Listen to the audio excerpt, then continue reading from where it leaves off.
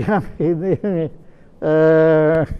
saya tadi tamu saya ini saya belum tanya apa-apa. Beliau bilang, Pak, saya itu lawyer. Nanti dulu, saya ini bukan lawyer, Pak, tapi liar. Dia bilang, loh, ini kok orang belum apa-apa sudah melakukan pengakuan. Ini apa hubungannya dengan tema hari ini? Karena sebetulnya saya mengundang beliau untuk bicara tentang kumpulan puisi serba benda, Pacul Berdarah, mahakarya Wina Armada Soekardi. Ya, ini saya kagum sekali ya, Pacul Berdarah yang itu aja sudah ngeri sekali, tapi kemudian kumpulan puisi serba benda. Maka saya undang beliau ke sini dengan harapan bahwa beliau akan menjelaskan apa sebetulnya puisi. Saya agak ngerti lah, tapi kalau serba benda, nah itu saya bingung ya anunya. Nah, tapi yang menarik tadi, kenapa beliau membuka pembicaraan kita bahwa beliau itu lawyer, tapi pada kenyataannya beliau itu liar. Ya itu kenapa Anda kok ujuk-ujuk melakukan pengakuan itu? Kenapa, Pak? Pertama, Suhu saya panggil Pak Jaya ini Suhu. Ya. Suhu itu dalam konteks guru, tapi bukan hanya secara teknikal, bukan pengajar yang memindahkan skill, tapi juga ada wawasan, ada sebagainya. Maka ini masuk Anda bohong juga ini. Ya? Oke, ya silakan. Ya, jadi itu saya senang sekali pertama diundang ke sini ya. Kenapa saya ngomong seperti itu ya? Saya ini kan background pendidikan saya hukum ya, hukum, berkecimpung di dunia hukum, praktek hukum dan segala macam, teman-teman hukum. Dulu saya wartawan hukum juga ya. Memang seringkali penyelesaian hukum itu lebih cepat di luar jalur hukum daripada melalui hukum. Maksudnya apa? Kalau melalui hukum panjang bertele-tele ya, banyak lika-likunya, duitnya keluar lebih banyak gitu loh. Tapi keluar Pasti keluar. Misalnya untuk kalau Suhu pasti setidaknya buat pengacaranya keluar. Kalah menang pengacara dapat duit. Hakim? Nah, itu tentu juga lain persoalan. Jadi kalau jaksa gini Suhu, kalau lawyers itu ada dua. Lawyer Markus Makelar Karsus. Misalnya Suhu punya punya masalah, itu hakimnya, jaksanya, polisi minta 200 juta misal ya, atau 2 miliar. Ya, saya lawyersnya nih. Memang saya terus kasih duit Suhu, saya kasih mereka. Tapi nggak 2 miliar, nggak 200 juta. Mungkin 100 juta aja dah, 101 juta. Lebihnya saya ambil. Tapi kenapa kalau Anda ngomongnya tentang ngambil satu, tapi ngasih itu memang harus ada? Ya umumnya gitu, kalau saya kan itu umumnya atau kewajiban? Kewajiban yang pada umumnya gitu loh Pak. Kewajiban pada umumnya. Ya ini susahnya kan bisa serawannya kayak gini. Kata-katanya bersayap. Kalau saya nggak pernah, kalau mau langsung aja saya, karena pertama kalau kita terlibat kan, kalau kita ketangkep gimana Su? Kalau nggak ketangkep? Kalau nggak ketangkep masih aman, kalau ketangkep kan lebih baik kalau mau langsung aja, berapa kita merem aja. Jadi masalahnya itu tidak lagi ketangkep atau tidak ketangkep, tapi ya sudah, itu merupakan. Ya untuk mereka, buat saya juga mau ada urusan moral, ada apalah, terus. Tapi saya nggak bisa bilang, lu jangan lu gini lo gitu. Nggak bisa. Susah. Sebab kan orang sekarang maunya menang. Dan jadi masalah begini juga Suhu. Kalau Suhu hakim, saya terdakwa, diadili nama Suhu. Nih, misalnya saya memang nggak bersalah, urusan perdata ganti rugi, tapi saya dihukum dituntut 12 tahun. Ya. Suhu mau Pertamina. Suhu mau bebasin saya sebagai hakim. Suhu pikir 10 kali. Dihujat masyarakat, dihujat ini, nanti diperiksa oleh hakim pemeriksa dari Mahkamah Agung dan sebagainya. Tapi kalau saya ini, saya benci nih ya sama misalnya sama siapalah, ada Tami gitu ya. Kita suhu hakim, suhu hukum nih Tami seberat-beratnya, nih saya kasih duit. Dapat duit, dapat nama, nggak diperiksa karena menghukum orang yang belum tentu bersalah gitu loh. Wow. Jadi banyak filosofi, banyak. Nah, semuanya itu diukur sama uang sama benda. Sekarang kalau Suhu datang ke DPR, emang mobilnya nggak mewah-mewah Suhu? Kalau pakai kijang, malu dong anggota DPR masa pakai kijang. Alphard dong. Kan harus gitu. Nah, itu menunjukkan ada perubahan tata nilai. Dulu Suhu saya tinggal di Menteng. Ya, tinggal di Menteng, main bola masih di jalan, masih di jalan masih sedikit, kalau ada mobil berhenti dibanting istilahnya, ya. Tapi udah ada mobil-mobil mogok. Kadang-kadang 1-2. Nah, waktu ada mobil mogok, kami ini anak-anak langsung datengin, dorong. Begitu mobilnya, dung dung dung dung, dulu kan belum ada yang otomatis kan, dung dung dung, kita lari, tinggalin itu mobil. Kenapa? Takut dikasih duit. Hah? Iya, nggak mau kita. Artinya kita ngedorong murni karena kita membantu. Takut dikasih duit. Iya. Itu betul. Betul. Kalau orangnya keluar mau bawa duit, nggak usah om. Malu kita kalau tuh. Kalau sekarang kan bulan apa-apa, lu mau bayar berapa gue dorong. Kalau perlu gua bikin lu nggak jalan gitu. Wani piro. Apa sebetulnya apa Pak yang sedang terjadi? Nah, ini kan ada konsep dalam kehidupan kita bahwa sukses itu adalah harta benda, kebendaan, duit, semuanya diukur oleh itu. Nah, yang menarik adalah mengenai tata nilai baik atau buruk di banyak keluarga Indonesia sekarang itu nggak diajarin bahwa kalau saya ngambil duit Suhu itu perbuatan jelek loh, walaupun Suhunya nggak tahu gitu ya. Bahkan kalau dulu kalau lu dikasih duit jangan mau, kalau antar itu nanti udah jadi lain ya, karena kita ikhlas dan sebagainya. Kalau sekarang kan terbalik, nggak dikasih tahu. Anak kecil baret mobil kita misalnya di kampung dijaga mana, begitu kita marahin ibu bapaknya marah, mentang-mentang lu orang kaya, kan bisa gitu kan. Tapi dia tidak diajarkan, misalnya mobil ini kita dapat dengan keringat kita keras. Beda gitu ya. Dan ini terjadi pada semua lingkungan, pada semua suku, pada semua etnis yang tumbuh di Indonesia. Misalnya nih ya, ini bukan karena rasialis. Saya dulu keluarga kami itu ada pedagang kain, dulu tuh kain masih ditumpuk-tumpuk, masih susah. Nah, ini keturunan Chinese nih. Oke. Kita panggil si Encek. Nggak tahu tuh Encek artinya apa ya Suhu ya? Saya juga nggak tahu. Ya oke, nggak apa-apa terus. Nah, itu kalau kita jual barang atau dia naruh barang atau dia pinjam duit, itu kita udah percaya 100%. Karena filosofinya apa? Ini Encek ini keturunan Tionghoa bisa dipercaya. Dan memang terjadi begitu, nggak bakal mengkhianati, nggak bakal apapun. Yang terjadi sekarang terbalik Suhu. Hati-hati tuh, orang Cina suka nipu. Maksud saya ada pergeseran-pergeseran. Ini ya, di semua. Iya. Jadi saya mulai ada semacam intuisi. Ya. Sebetulnya ini ada itu Anda mau menjelaskan pertanyaan saya, apa arti puisi serba? Betul.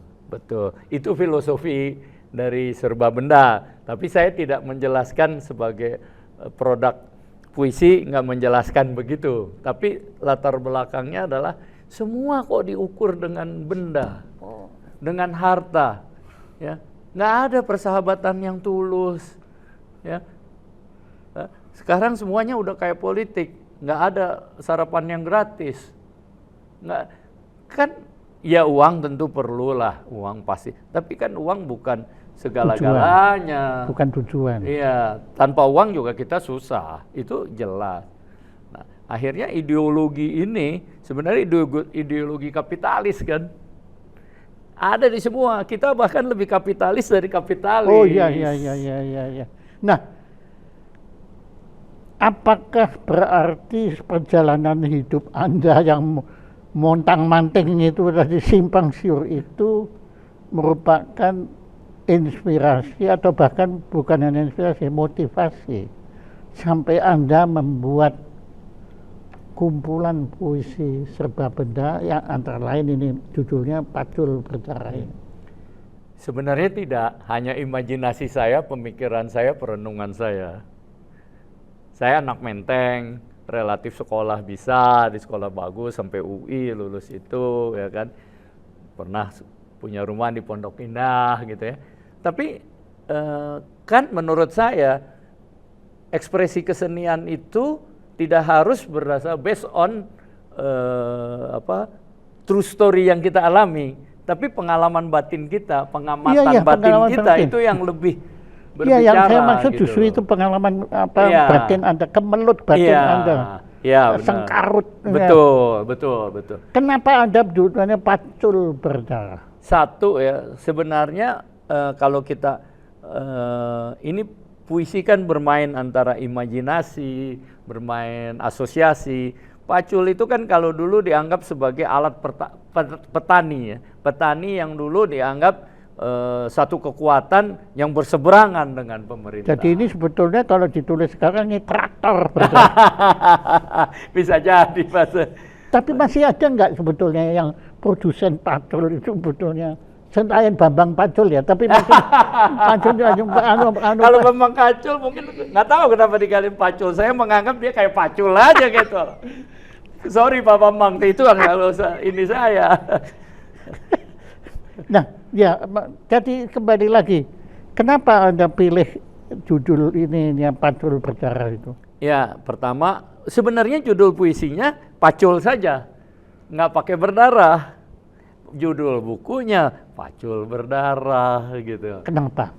Nah, satu supaya lebih eye catching, supaya lebih punya daya tarik gitu. Ya, dramatisasi. Ya, ada kayak itu. Kenapa harus darah? Nah, karena terkait dengan darah di dalamnya sebenarnya.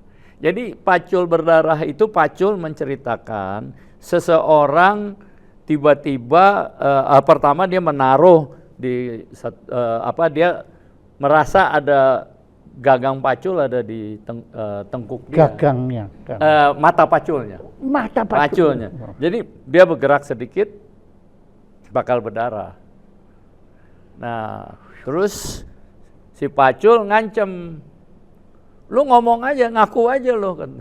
Dalam dua peralihan kekuasaan, lu banyak tahu, mungkin nggak pelaku lo, tapi lu tahu kira-kira siapa yang dibunuh, siapa kehilangan ini, ada pejuang demokrasi pada 65 itu banyak yang hilang, nggak ini. Termasuk ayah kandung saya. Iya, dibunuh gitu ya. Nah itu Anda tahu, tapi Anda diam aja.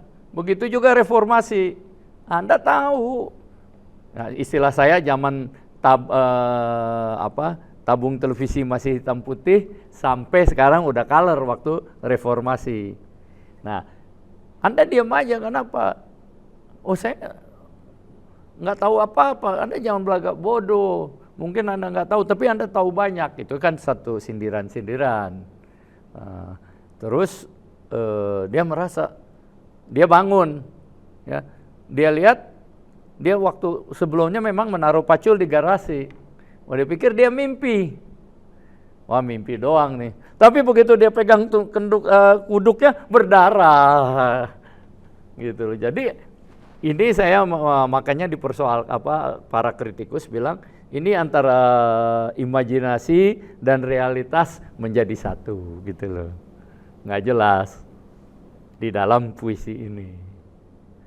Dia nggak jelas. Saya kan ingin mengatakan yang realitas tapi dengan cara yang ya art ya. Nah, ya kan kalau suhu saya teng nong neng bukan sekedar menurut saya sekedar do, re, mi, bukan sekedar itu, tapi ada sesuatu di balik sentuhan piano itu. Ya. Nah, saya juga bisa merasakan misalnya siapa yang tuli tapi dia ciptakan lagu Sebastian Bach atau Beethoven.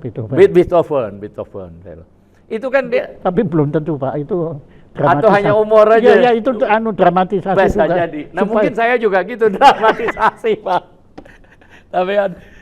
Tapi sentuhannya semua kan jadi ke hati gitu ya. Jadi Anda, nah ini baru tadi saya juga dengan Ibu Ella itu berdiskusi tentang artificial intelligence.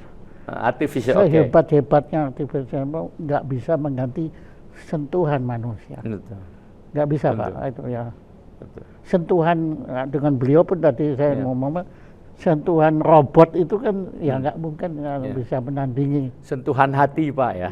Tapi kalau sentuhan kecerdasan, artificial intelligence akan 30 kali lebih cerdas dari manusia Pak. Makanya being human sama human being menjadi beda Pak. Ya kan, menjadi manusia Anda dan kemanusiaan. Ya, itu kalau namanya, pasti Pak, pasti. Apa bukan kecerdasan sebagai keterampilan itu? Karena gini, itulah menurut saya kombinasi dari kecerdasan seluruh manusia yang cerdas ada di membuat artificial intelligence. Tapi kan manusia itu kan mustahil sempurna juga. Ya. Apakah mungkin ciptaan manusia bisa sempurna? Nah itu Pak, kalau kecerdasannya mungkin, tapi kalau hati nuraninya, itu yang saya maksud, itu yang saya setuju sama Suhu, bahwa itu ada sentuhan kemanusiaan dalam pengertian sentuhan hati. Nanti semua bisa Pak, artificial ini. Mau perempuan yang cantik, dia udah bisa Pak, dibikin sedemikian rupa. Tapi kasih sayang ibu, apakah ada yang artificial? Nanti mungkin anak bisa diproduksi semisalnya, tapi apakah ada sentuhan ibu? Itu lain soal tuh. Dan itu nggak bisa tergantikan Pak. Walaupun sekarang juga banyak ibu-ibu yang lebih binatang dari binatang gitu loh Pak. Iya kan, mau membakar anak Pak. Ya, tadinya saya pikir Anda nggak tahu itu, kalau itu rusak. Pura-pura tahu lah Pak, seenggak-enggaknya Pak. Anda tahu benernya. Nah, oke, nanti saya agak khawatir nanti kita ngomongnya malah bukan mengenai serba benda ini tadi. Oke, kita kembali lagi tadi paculnya, tadi ternyata dia betul-betul berdarah. Iya. Nah, kemudian jadi dia tidak tahu apakah ini benar terjadi atau hanya mimpi aja. Seperti Chuang Tzu waktu mimpi dia butterfly, apakah dia itu benar-benar manusia mimpi butterfly, apakah dia itu kupu-kupu yang mimpi menjadi manusia? Ya, semacam itulah. Tapi itu menghantui saya terus ya Pak. Oh, kenapa? Memang kita kan nggak bisa tahu kan. Baru tadi saya baca tentang Descartes dan Berkeley. Itu kan beda kan. Tapi kedua-duanya juga bingung juga Pak. Mereka juga belum ngerti Pak sebetulnya. Wah ini dia. Rupanya memang Tuhan mengutus Anda untuk menjelaskan ke saya. Ampun kalau itu. Ya, nah, menurut saya tadi kan Anda juga bilang banyak kritikus seni yang menyatakan di sini memang tidak jelas antara kenyataan dan ketidaknyataan itu. Fiktif. Apakah itu memang justru adalah kesengajaan Anda? Nah, saya juga nggak tahu itu kenyataan saya membuat begitu atau apa itu tidak nyata gitu loh. Ya tentu ada kesadaran itu. Kita kan orang seni membuat seperti itu. Dan dalam banyak tindakan kita sebenarnya antara sadar tidak sadar juga Suhu. Itu yang saya lihat. Apalagi ketika kita melakukan kejahatan, lawyers melakukan penipuan, itu kita sadar kan nih. Oh itu profesi, memang diampuni. Loh siapa? Kan nggak ada profesi. Dokter malpraktek merasa dia nggak bersalah. Gitu. Jadi begini ya, jadi Anda ini menjawab juga pertanyaan saya. Jean Paul Sartre itu sastrawan atau pemikir. Tapi kelihatannya Anda ini sastrawan atau pemikir. Tapi ya akhirnya ujung-ujungnya Anda pemikir kan, yang menggunakan sastra sebagai alat penyampaian. Keren, hebat Anda. Genetik Anda itu bagaimana sih? Saya maksudnya gimana? ayah Anda itu, ayah saya bisa 8 bahasa, jadi dia polyglot. Bisa, tapi nggak nurun ke saya. Tapi perhatian beliau terhadap bahasa itu nurun kan? Ya, untuk dan perhatian. Logika linguistik. Nah, Anda tahu Chomsky? Ya, belajar.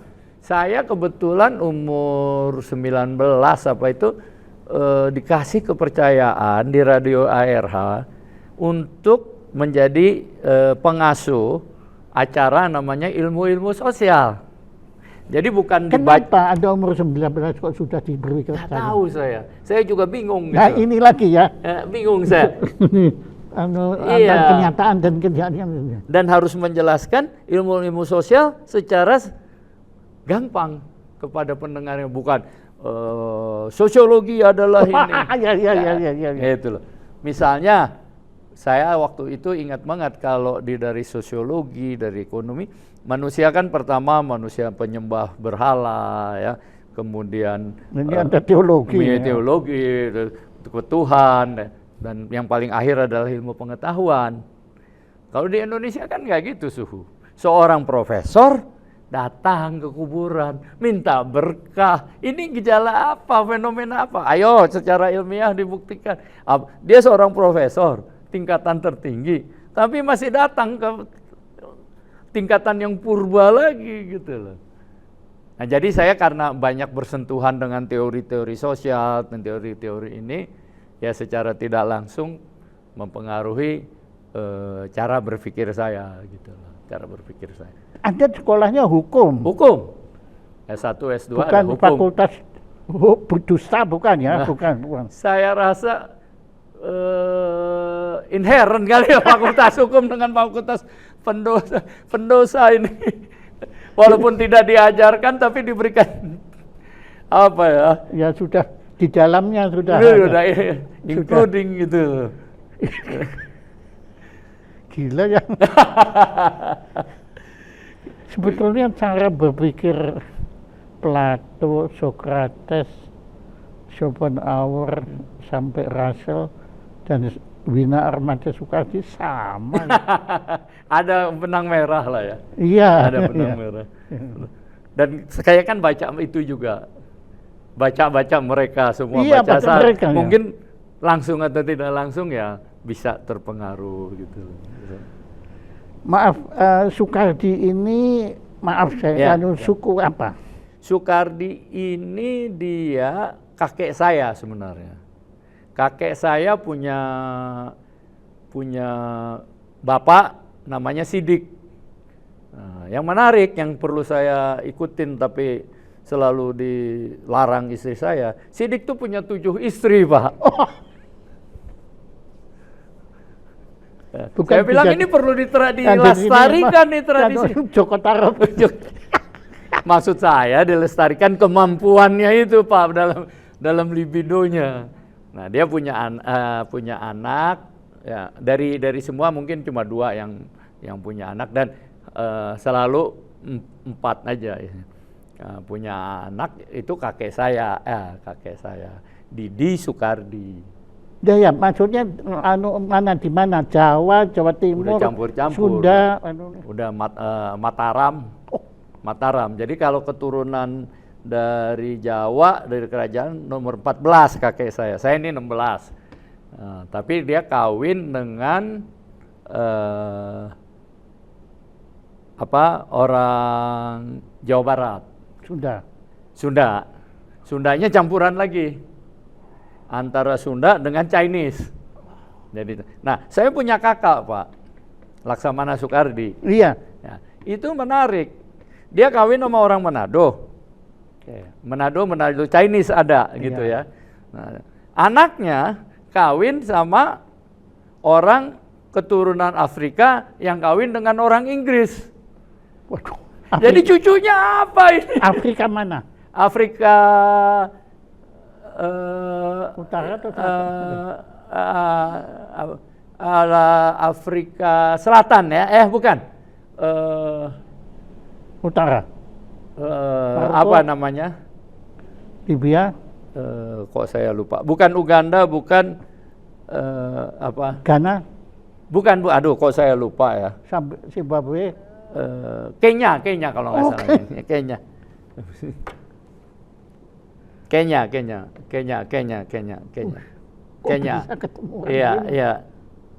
Iya.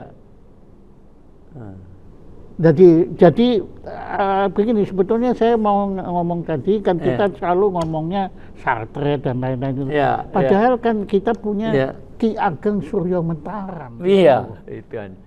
Tapi dari istrinya itu katanya istri kakek saya ada turunan Belanda juga, saya nggak tahu lah. Udah kalau ditanya apa gitu loh, macam-macam. Nah, kakek saya ini adalah tokoh di Sukabumi. Orang Sukabumi. Dia membuat koran di Jogja, Utusan Indonesia. Sama beberapa pergerakan gitu. Kemudian ke Sukabumi, ya, jadi tokoh ada nama jalan besar di Sukabumi itu Didi Soekardi. Beliau punya anak. Ada Pak. Punya anak Kolonel Edi Soekardi, salah satu pemimpin perang Kokosan di Jawa Barat. Perang Kokosan adalah salah satu perang yang terbesar di Indonesia, bukan perang di Surabaya. Nah, kemudian karena kenapa kok hilang? Nah, sekarang ada di nama lagi di situ. Ada museumnya ada. Museumnya ada, semua ada di situ. Nah, sekarang diberikan juga nama ada jalan baru panjang di Sukabumi namanya Kolonel Edi Soekardi gitu. Kalau saya sama kakak saya, kalau kita diskusi segala macam, pendapatnya relatif sama Suhu. Yang beda cuma satu, pendapatannya beda Suhu. Serba benda. Iya.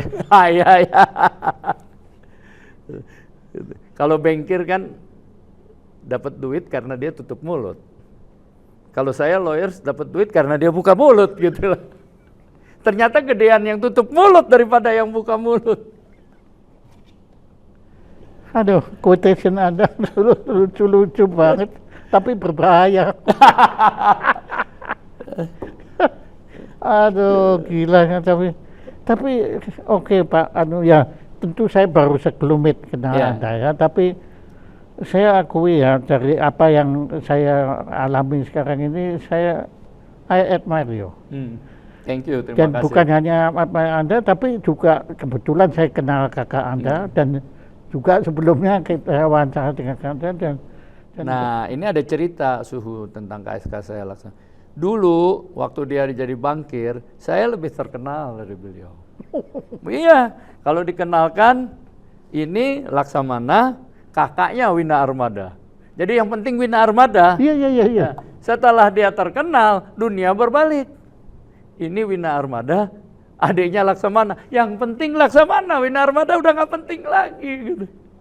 Ini true story.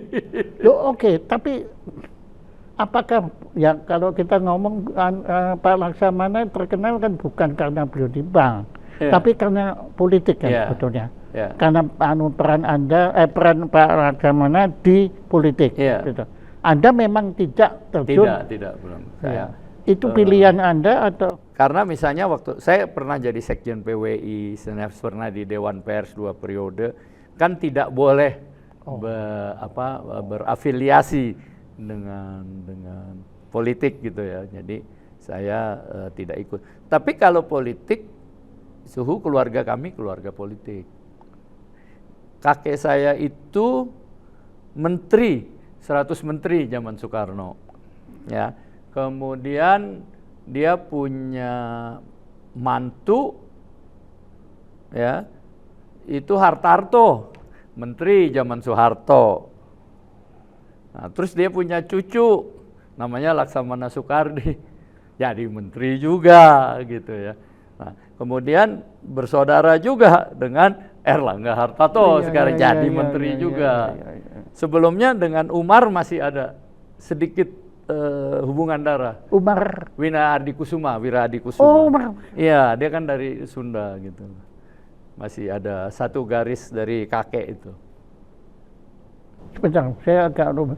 Beliau itu dulu wakil presiden terakhir. Wakil presiden. Gitu. Tapi dia nggak, kan orangnya memang pendiam. Iya, sangat low profile. Iya. Nah, jadi kalau politik sebenarnya di keluarga kami itu memang itu. Memang darahnya. Iya. Dan yang menarik, politiknya berbeda-beda. Ada dari Golkar, ada dari PDIP, dari ada apa gitu. Nah, biasanya kalau dulu Lebaran itu kalau udah debat kalah parlemen itu. Kalah, wah karena orang politik. Tapi yang menarik adalah setelah debat, setelah apa perbedaan pendapat, yang lebih kaya tetap ngongkosin yang nggak punya uang, yang lebih miskin gitu loh. Ini artinya perdebatan, pendapat-pendapat, persaudaraan jalan terus. Gitu.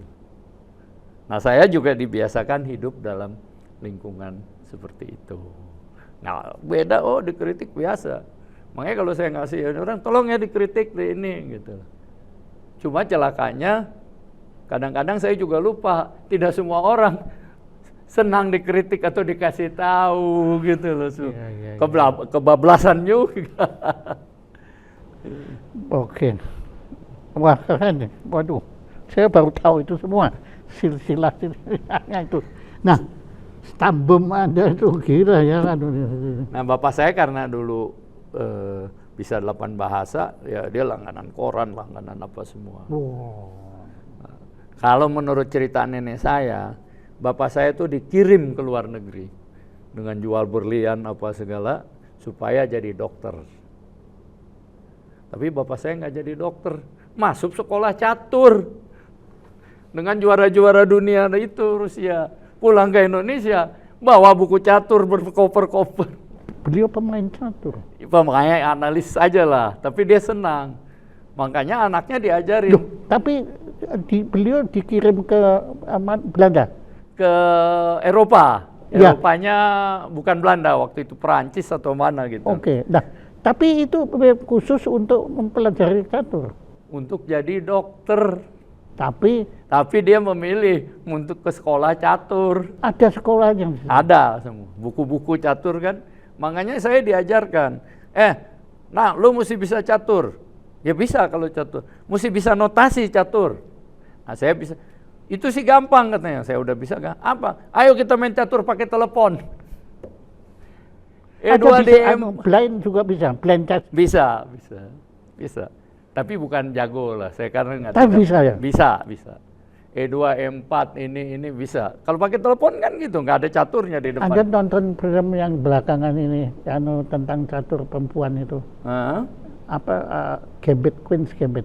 Iya. Tonton pasti kan? Iya. Menurut Anda film itu bagaimana? Ya bagus lah tapi tidak bisa semua menghayati ya, karena kalau saya tahu catur, kayak saya tahu menarik. Itu kan film 4-5 tahun lalu kalau nggak salah, udah agak lama itu.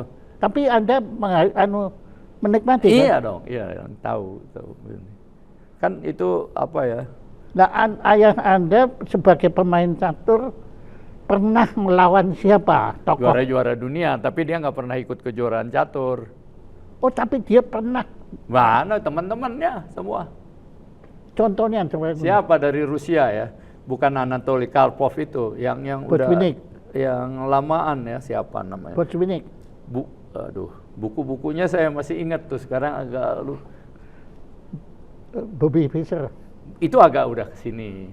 Bukan, nggak pernah ketemu. Nggak, itu udah agak, kan juara Amerika ketemu dengan Spassky kan? Iya. Nah, itu udah mulai. Yang melawan Blue Chip dulu ya, untuk dengan komputer ya. Iya. Itu Bobby Fischer itu udah belakangan. Ini generasi perang dunia pertama kali. Casablanca. Ya mungkin ya. Buku-bukunya sih saya bawa, adik kasih gitu. Saya juga seperti saya bukan pemain catur, bukan, tapi saya mengagumi catur dan mengagumi pemain catur.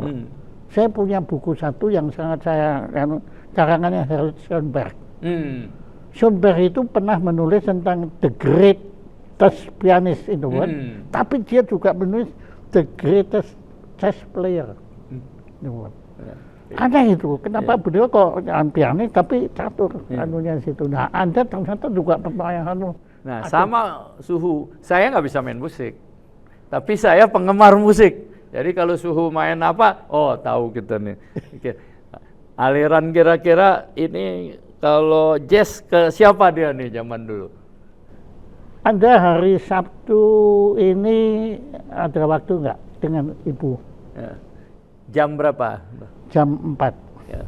Saya belum cek, nanti kalau ada ya saya usah. Tolong, hari Sabtu ini kebetulan kami menggelarkan resitalnya teman saya yang sangat saya kagumi, itu Jubing Kristianto. Oh, Jubing, bekas wartawan Kompas. Saya tahu, Pak. Saya tahu Jubing. Dia biasanya lebih ke gitar ya? Ya memang gitar dia. Oh, memang gitar. Dia itu pernah dengan saya membentuk kuartet, tapi akhirnya waktu itu berhenti karena macam-macam alasan, tapi kita sudah sampai ke Sydney Opera House, segala main sekarang, Esplanade juga kita pernah. Nah, Mas Nasir yang pernah nonton kita. Nasir Tamara. Iya, nah di sini nanti Jubing akan recital di sini. Dan di sini ya? Di sini. Oke. Ya, tolong kalau ada. Ya, oke, siap. Mbak Tami juga kalau ada waktu. Ya. Anak Anda Caca. Putri Anda aja. Ini apa talk show ini aneh ini ya. Karena ini ada langsung lagi pandu dengan ya, anak Anda aja. Ya. Itu kalau nanti. Anak itu Suhu umur berapa kalau dia belajar musik? Sebaiknya. Nggak ada ilmunya, Pak. Nggak ada ya? Nggak ada. Saya kalau kurikulum pendidikan itu kan, saya nggak percaya kurikulum, Pak. Psikolog? Ya. Kenapa? Nggak percaya apa, Pak? Kurikulum. Oh iya, setuju, Pak, setuju. Ya, karena setiap anak beda, Pak. Betul, Pak. Betul. Ya tergantung. Betul. Ya, saya akan ceritakan. Jadi saya pernah punya satu, ya bukan gini, pengalaman saya kan belajar musik. Ya. Dan saya kan pernah memainkan sonatanya Beethoven. Itu karya Beethoven yang udah pokoknya topnya dah. Agak ruwet tuh main gimana? Bukan agak ruwet, itu sangat ruwet ya anunya. Oke. Saya waktu itu buat itu untuk ujian saya, waktu itu saya usia 21 tahun. Ya toh, 21 tahun. Ini di Jerman, Pak? Jerman. Ya toh. Ini saya cerita itu cuma sebagai pengantarnya. Kemudian dengan babak belur akhirnya setelah 2 tahun saya latihan main, tapi hanya untuk ujian. Tapi setelah saya ujian sudah lupa lagi saya. Ya oke. Ya gitu. Kemudian saya kan mendirikan sekolah ini di sana gitu. Pada Pak mulai saya kaget. Loh, kok ada sonata? Wow, ruangan saya datengin satu-satu. Akhirnya ketemu seorang anak buta. Oh, buta. Dan autis. Double, Pak, ya double. Saya kadang-kadang tanya kepada beliau, kok kejam banget gitu ya, kenapa? Tapi Pak, ini anak main. Udah kemudian saya tanya, dia kan autis, nggak bisa komunikasi. Ada ibunya di situ.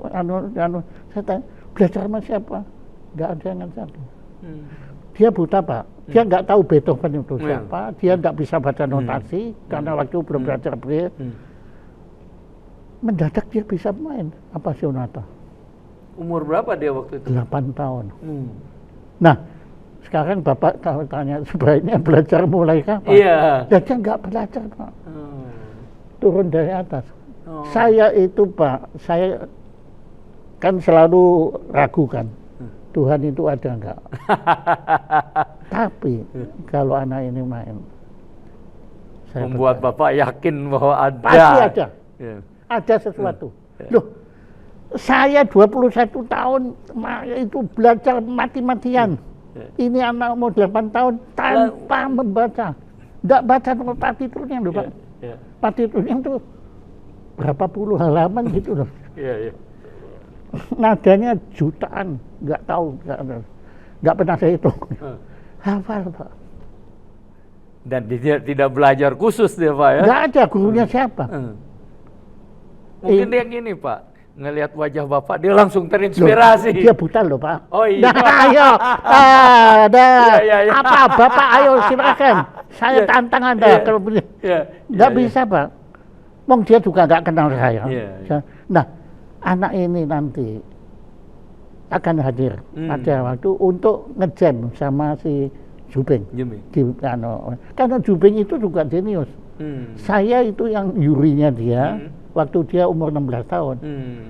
Saya bilang he is a great pianist. Tapi dia waktu itu kompetisi dikalahkan Pak. Oh saya lawan Pak. Kalau ini pemenangnya bukan titipan Pak. Maksudnya maunya titipan. Ya Jubing disingkirkan. Saya bilang awas.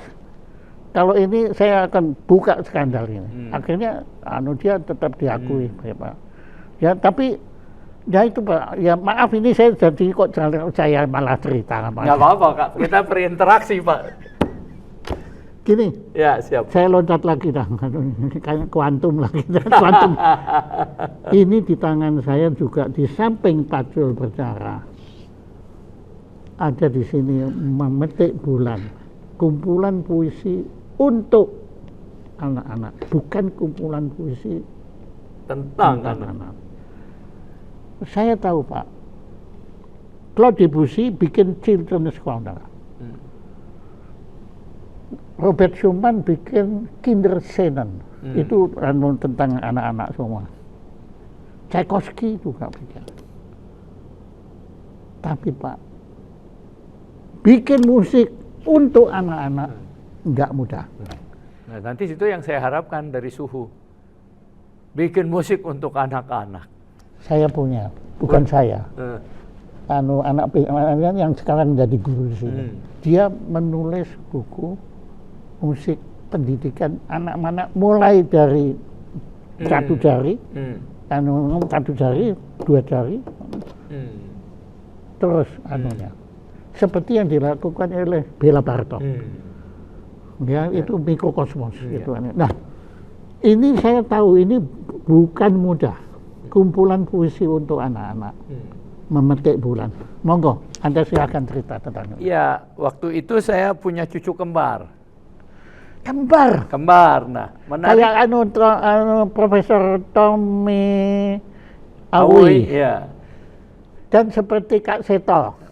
Gini, kalau saya punya cucu kembar, ternyata tidak ada turunan kembar dari atas, bawah, kiri, kanan, samping, depan, belakang. Gitu ya. Oke. Jadi ya tadi Bapak bilang kan, tadinya nggak percaya Tuhan, jadi keajaiban lebih percaya lagi gitu loh Pak ya. Nggak ada keturunan yang saya dapat. Nah, kemudian dia ada lagu anak-anak dan satu. Dulu tuh pencipta lagu anak-anak hebat-hebat loh Pak. Ibu Sud, Pak Kasur segala ya. Baik lirik maupun nada-nadanya. Nggak seperti sekarang. Misalnya membuat berapa 10 tahun lalu saya dengar lagu tentang nenek, tentang kakek. Kayaknya bully terhadap kakek dan neneknya gitu ya. Kalau itu kan enggak saya lihat. Dan dia burung kakak tua. Hinggap di jendela masih nenek sudah tua. Ini apa hubungannya nenek dengan dua burung kakak tua gitu. Giginya tinggal 2 gitu kan ada dan bagus-bagus gitu ya. Kalau sekarang kan enggak. Nah, saya sekarang bagaimana? Nggak ada musik buat Taylor Swift juga nggak bikin ya? Nggak. Taylor Swift mungkin buat ini kameramen nih suka dia nih Pak. Ya kan? Terus saya lihat kan anak itu Pak, dunianya berubah Pak. Nggak dulu zaman kita Pak, pasti sama semua Pak. Permainannya sama. Lagu bintang kecil, semua sama. Balonku ada 4. Semua sama, nggak ada. Nah, sekarang udah berlainan Pak ya. Berlainan dunia anak-anak secara umum juga lain dia. Berlainan antara satu strata dengan strata lain berlainan Pak. Yang satu dari kecil udah ada HP, komputer, Yang satu enggak, Pak. Sepatunya yang satu udah 1,5 juta, ya. Yang satu mungkin bekas dijahit-jahit. Yang nggak punya sepatu. Nggak punya sepatu. Nah, ini generasinya berbeda, pola pikirnya berbeda. Kalau dulu kita si kancil anak nakal, padahal kancil nggak nakal, Pak. Ya kan? Tapi maksud saya dulu sama sekarang nih anak, saya merasa ini challenge, Pak. Challenge anak sekarang pasti berbeda sama anak dulu. Asosiasi-asosiasinya, kemampuan, pemahamannya pasti berbeda sama anak dulu. Bagaimana kita memberikan kesenian, kebudayaan kepada mereka, terutama puisi. Saya cari hampir nggak ada. Ada 1-2 tapi yang di himpunan nggak ada. Selama saya bikin puisi, yang susah bikin puisi untuk anak-anak, Pak. Karena kita harus tahu, harus sesuai. Kalau musik kan nggak mungkin dia menyelimet, dia mesti ada tuh. Ya, saya nggak mampu bikin. Nah, karena itu saya bikin ini, Pak, buku puisi anak-anak ini untuk anak-anak. Karena nggak ada sama sekali. Jadi Anda persembahkan ini untuk anak. Yang sesuai dengan anak-anak zaman sekarang, zaman now. Bisa Bapak pilih satu untuk Bapak bacakan di sini. Ini wah ini masih kinis-kinis seperti. Maaf. Atau hafal? Apa? Ada yang hafal? Nggak ada, Pak. Nggak ada. Saya tiap hari nulis, Pak. Jadi nulis pledoi, nulis gugatan, nulis puisi, nulis novel, apa aja, Pak. Apa yang saya hafal.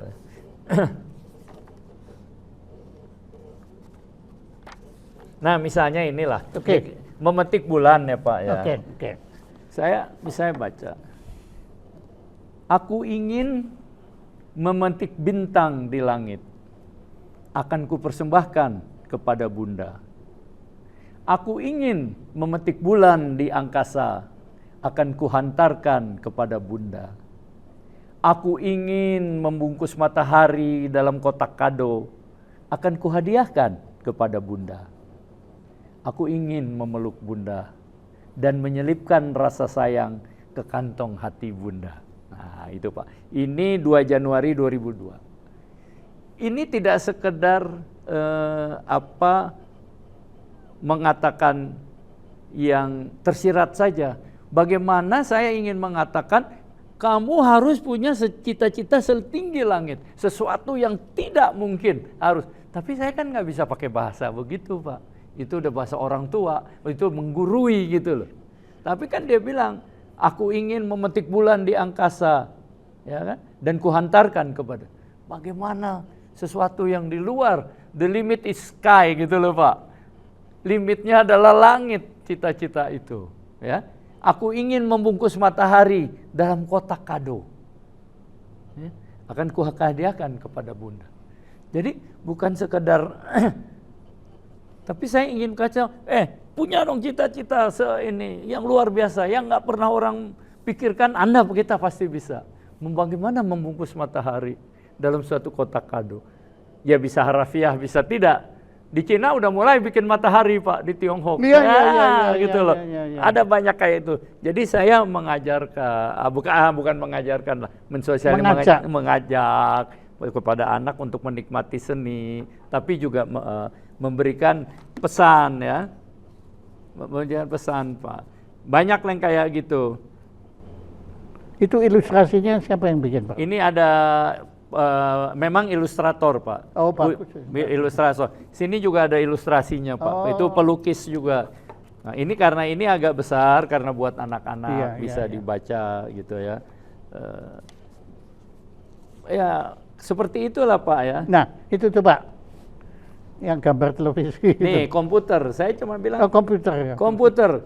Carilah ilmu pengetahuan dengan komputer elektronik. Jadi kita harus searching kemana-mana maksudnya. Carilah Tuhan dengan komputer hatimu. Gitu. Tadi Bapak bilang, nih anak kecil nih ketemu nih, Pak. Kalau nggak hati Bapak yang bicara kan. Jadi saya juga mengajarkan, lu intelijen perlu, tapi hati nurani juga perlu. Di komputer itu ada di sini. Iya. Gitu, Pak. Kira-kira begitu, Pak ya. Iya. Kira-kira. Ya Anda yang tangan pertama yang tahu benar. Tapi kalau ada yang menafsirkan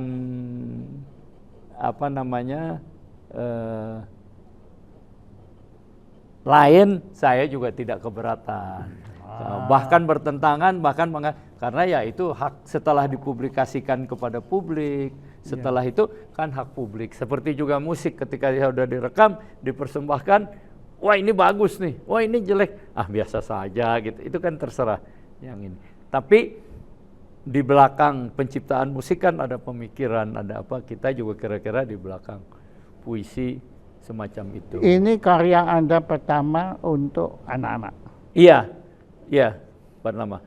Sebenarnya saya udah bikin-bikin, tapi yang dalam bentuk buku baru ini, dan saya mungkin mau bikin lagi nanti. Bagus. Tapi susah, terus terang aja. Hukum untuk anak-anak. Iya, menarik juga tuh ya, usulan tuh. Belum ya? Belum. Nah, saya punya pengalaman dulu, Suhu ya.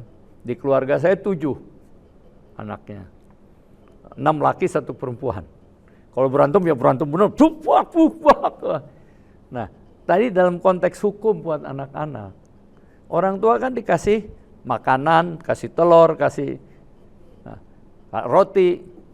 Di situ saya udah mulai, kenapa saya tertarik hukum, antara lain di situ. Misalnya telur, 1/2. Yang memotong tidak boleh memilih. Begitu juga makanan roti, yang membagi nggak boleh memilih. Yang memilih, yang tidak memotong tidak membagi. Jadi yang motong tuh hati-hati banget supaya nggak rugi gitu. Nah, itu kemudian mengajarkan saya tentang keadilan. Anda nggak boleh dong bikin peraturan, Anda yang bikin sendiri, Anda yang laksanakan, Anda yang memutuskan. Ya itu kan sekarang begitu. Dari dulu saya udah diajarkan gitu. Ya, gitu. You are thinker. Ya, Anda filosof. Bahkan ya lebih tinggi dari filsafat kan ya sebetulnya. Tapi kalau buku anak, kita kalah cuma sama cucu, Pak. Lagi nulis, istri nggak mau, nanti aja kita ini. Kalau cucu, Aki main, ayo kita main. Jadi Anda mengakui tulisan saya, kan saya pernah menulis. Iya. Manusia paling berkuasa di Indonesia. Waktu itu kan kita bicara apakah itu presiden, apakah panglima, cucu. Betul Pak, betul. Iya coba, saya kan Anda kenal siapa teman kita yang sangar itu, yang tampak berkuasa, Pak Sutioso. Oh iya. Itu kan dia nggak ada yang ditakuti jangan. Iya. Kecuali cucu. Sama Pak Bagirmanan, Profesor Bagirmanan, Ketua Mahkamah Agung, terus Ketua Dewan Pers. Wina, kenapa Pak? Hukum harus ditegakkan, siapapun ini. Tapi kalau cucu saya datang megang-megang kepala saya, mau mainin rambut saya, boleh itu. Jadi emang. Kenapa? Nah sekarang saya mau, kenapa kok Anda malah sering kan anak-anak ngeluh kepada ayahnya? Kenapa kok Anda lebih sayang kepada cucu ketimbang anak? Mungkin bukan lebih sayang, Pak. Kita sama anak tentu sayang tentunya. Tapi kan kita masa-masa produktif, masa kerja, relatif waktu kita ya ketemu sebentar gitu ya, tidak intens gitu. Kalau mau cucu kan intens, kita bisa ikutin. Gitu. Kalau dia minta es krim kita kasih. Lagi sakit juga ibunya bilang nggak boleh dikasih, di belakangnya kita kasih gitu loh kan. Terus menarik gini Pak, kan anak saya bilang, ayah ini kan anak aku, ayah jangan terlalu banyak ikut campur dong, udah ngatur. Saya kan pengacara Pak, lawyers juga Pak, nggak mau kalah dong. Terus saya bilang, kamu tahu nggak apa? Ini cucu Aki, cucu saya, kamu jangan ikut campur urusan kakek dengan cucu. Masa kakek nggak boleh ngatur cucu, itu melanggar hak asasi. Saya bilang, udah susah katanya sama ayah. Oke, saya khawatir kalau kita lanjut Pak, kita nggak akan berhenti. Ini seperti pergelaran wayang kulit. Ya anunya, karena Anda, you are very interested. Wayang, gitu kalau wayang, Bapak dalangnya saya wayangnya gitu loh Pak. Anda yang, ya udahlah. mau ngelawan layar gimana? Oke, begini Pak, ya Siap, terpaksa siap. saya akhiri di sini. Siap. Terima Ya, kasih dengan banyak Pak. terpaksa sekali ya. Anunya saya akhiri dengan ucapan terima kasih. Mohon Karena maaf Pak Anda- kalau ada kata-kata, ada yang baik sengaja, mau sengaja ke Bapak atau terutama kepada yang dengar. Semata-mata untuk Ya pencapaian kepada yang itu. dengar, kalau kepada saya nggak ada. Ya, Ya kepada yang kepada dengar yang itu dengar. mereka punya tafsir masing-masing kan. Untuk memeriahkan ini acaranya, ya. Tidak ada maksud buruk gitu. Iya, masuk dulu pun tidak apa-apa. Oke, nah begini Pak. Ya. Itu sangat menarik ya karena kita banyak belajar dari seorang bukan teori. Anda nggak bicara teori tadi. Ya. Dari tadi Anda nggak bicara. Anda bicara yang Anda alami. Ya. Dan menurut saya itu ilmu yang paling jujur. Terima Kalau itu pakai teori, ya menurut ini, menurut itu, pakai catatan kaki, nggak ada. Iya. Ini nggak ada catatan kaki kan? Nggak ada Pak. Iya. Tapi kalau di sini pengantar karena profesor yang bikin ada catatan kaki. Menjelaskan puisi saya pakai teori-teori Pak. Kenapa kok catatan kaki? Karena dia ingin merujuk kemana? Enggak ada istilah itu, catatan kaki kok bukan catatan tangan. Tangan, iya ya. Karena di bawah letaknya Pak dulu. Dulu di bawah letaknya kan. Ya. Jadi Ya. mungkin Tapi Anda ditanya apapun bisa jawab ya. setidak-tidaknya pura-pura bisa Pak gitu. Itu lawyer dan lawyer hebat. Pura-pura Oke, bisa. dan Siap. terima kasih Pak dan juga terima kasih kepada Ibu yang sudah meminjamkan suaminya untuk saya wawancara ini, satu kehormatan ya. Dan oke Pak, saya nggak bisa berkata-kata lagi kecuali ini akan kami masukkan ke perpustakaan kami. Siap, Pak. Dan Terima ini kasih, Pak. menarik Terima sekali. kasih. Nanti dulu. Ini kumpulan puisi untuk anak-anak sebelumnya sudah ada belum? Di Indonesia belum ada. Sepanjang yang saya tahu, saya riset saya, mungkin 1-2 ada orang pernah Loh, yang bikin. bikin, tapi Hah? maksudnya antologi. Belum ada Pak. Ini sendiri Pak, nggak ada, belum ada. Oke, maka sebagai penutup, saya sebagai pendiri Museum Rekor Dunia Indonesia, saya putuskan tanpa melalui tim ratifikasi dan sebagainya, saya putuskan untuk menganugerahkan anugerah muri kepada Anda Terima kasih banyak Pak. sebagai Itu satu penulis pertama kehormatan sekali Pak. buku antologi, supaya keren antologi ya. Puisi untuk anak-anak. Terima kasih Pak. Satu penghargaan yang sangat-sangat luar biasa.